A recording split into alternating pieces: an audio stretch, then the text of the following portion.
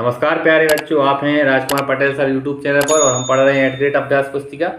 आज हम पढ़ेंगे कक्षा 6वीं का विज्ञान विषय का अध्याय 7 गति एवं दूरियों का मापन। इसके हम प्रश्नोत्तर करेंगे। प्रश्न पहला है, बहुविकल्पी प्रश्न है, दिल्ली व भोपाल के बीच की दूरी को प्रमुख रूप से किस मात्रक में व्यक्त किया जाता है? इसका उत्तर है किलोमीटर। डी ऑप्शन हमारा सही रहेगा। लंबी दूरी के लिए हम किलोमीटर से मापते हैं। दूसरा प्रश्न है, 1 सेंटीमीटर के 10 बराबर भागों में से एक भाग को क्या कहते हैं? तो इसका उत्तर है डेसीमीटर। 1 सेंटीमीटर के 10 बराबर भागों में से एक भाग को हम क्या कहेंगे? डेसीमीटर कहेंगे। बी ऑप्शन सही होगा। तीसरा प्रश्न है, वर्तुल गति का उदाहरण है। तो वर्तुल गति का हमें उदाहरण बताना है, तो इसका उत्तर होगा बिजली के पंखे की पंखुड़ियों की गति। बिजली के जो पंखे की पंखुड़ियां हैं उसकी गति जो है वो वर्तुल गति का उदाहरण है। प्रश्न चौथा है, फर्श पर लुढ़कती किसी गेंद में कौन सी गति पाई जाती है? तो इसका उत्तर है सरल रेखीय गति व घूर्ण गति। प्रश्न पांचवा है, ऐसी गति जो निश्चित समय अंतराल के पश्चात अपनी गति को दोहराती है क्या कहलाती है? इसका उत्तर है ऐसी गति जो निश्चित समय अंतराल के पश्चात अपनी गति को दोहराती है उसे हम आवर्ती गति कहते हैं। सी ऑप्शन सही है। प्रश्न अतिलघुत्तरीय प्रश्न पहला है, प्राचीनतम से अत्याधुनिक परिवहन के साधनों के नाम लिखिए।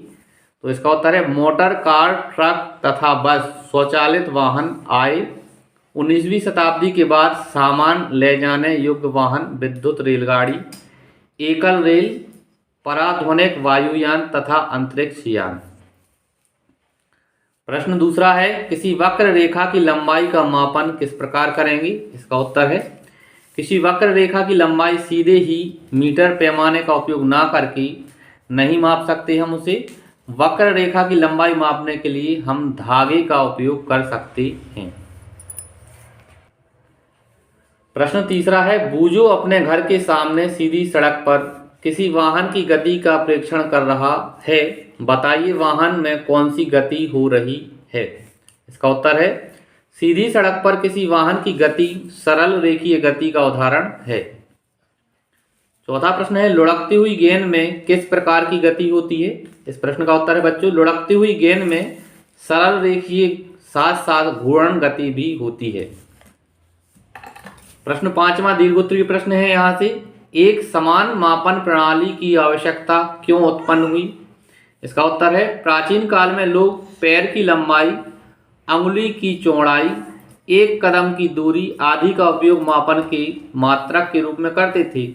इससे उलझनें होती थी, इसलिए एक समान मापन प्रणाली की आवश्यकता उत्पन्न हुई।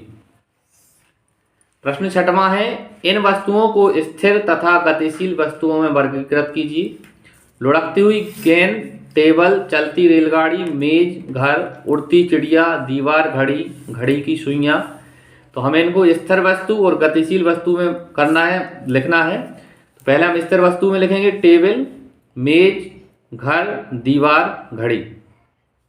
गतिशील वस्तु में लुढ़कती हुई गेंद, चलती रेलगाड़ी, उड़ती चिड़िया और घड़ी की सुइयां जो हैं वो गतिशील वस्तुओं के उदाहरण हैं। प्रश्न सातवां है, किसी वस्तु की लंबाई 2.54 मीटर है, इसे सेंटीमीटर तथा मिलीमीटर में व्यक्त कीजिए। वस्तु की लंबाई यहाँ दी है 2.54 मीटर।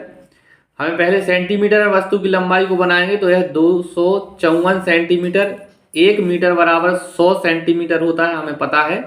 तो हम 2.54 मीटर में 100 का गुणा कर देंगे तो वो सेंटीमीटर में बन जाएगी, तो इसलिए इसकी लंबाई होगी 254 सेंटीमीटर।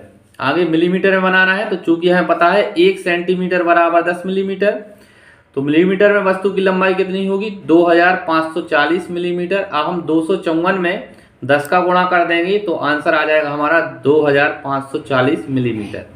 यानी जो वस्तु थी 2.54 मीटर, उसकी सेंटीमीटर में लंबाई होगी 254 सेंटीमीटर और मिलीमीटर में वह वस्तु जो है 2540 मिलीमीटर होगी। आगे अगला 8वां प्रश्न है, वर्तुल गति क्या होती है? उदाहरण सहित समझाइए। इसका उत्तर है, जब कोई वस्तु वृत्तीय पथ यानी वृत्तीय मार्ग के अनुदिश गति करे तो इस प्रकार की गति वर्तुल गति कहलाती है या उसे हम कहते हैं। जैसे पंखे की पंखुड़ियों की गति, यहाँ आप चित्र में देख रहे हैं ये पंखे की जो पंखुड़ियाँ हैं यह वर्तुलाकार गति में गति कर रही हैं। आगे दीर्घोत्तरीय प्रश्न है 9वां, लंबाई मापते समय हमें कौन सी सावधानियां बरतने की आवश्यकता होती है। इसका उत्तर है नंबर 1, पैमाने को वस्तु के संपर्क में इसकी लंबाई के अनुदिश रखना चाहिए। नंबर 2 है जिन पैमानों के सिरे टूटे हों तथा पैमानों पर शून्यांक स्पष्ट नहीं दिखाई दे रहा हो, ऐसे पैमाने के शून्यांक से माप लेने से बचना चाहिए। आप ऐसे पैमाने का कोई अन्य पूर्णांक जैसे 1.20 सेंटीमीटर काम में ला सकते हैं। तीसरा है माप के लिए आँख की स्थिति जिस बिंदु की माप ली जानी है उसके ठीक सामने होनी चाहिए। आगे 10वां प्रश्न है आवर्ती गति क्या होती है। कोई 3 उदाहरण दीजिए एवं चित्र भी बनाइए। कुछ प्रकरणों में उत्तर है कुछ प्रकरणों में वस्तु की गति एक निश्चित समय अंतराल के बाद अपनी गति को दोहराती है। इस प्रकार की गति को आवर्ती गति कहते हैं। आवर्ती गति के निम्न 3 उदाहरण हैं। नंबर 1, घड़ी की सुइयों की गति, दूसरा है गिटार की गति और तीसरा है घंटी की गति। यहाँ आप चित्र में देखें, पहला चित्र जो दिख रहा है आपको यह घड़ी की सुइयों की गति को दर्शा रहा है। दूसरा चित्र है गिटार की गति, गिटार में जो तार होते हैं ध्वनि वाले वो। तीसरा है घंटी की गति, यहाँ आप बेल देख रहे हैं, इसको जब हम बताते हैं बजाते हैं तो बार बार यह रिपीट होती है, उसी गति को उसी ध्वनि को बार बार करती है।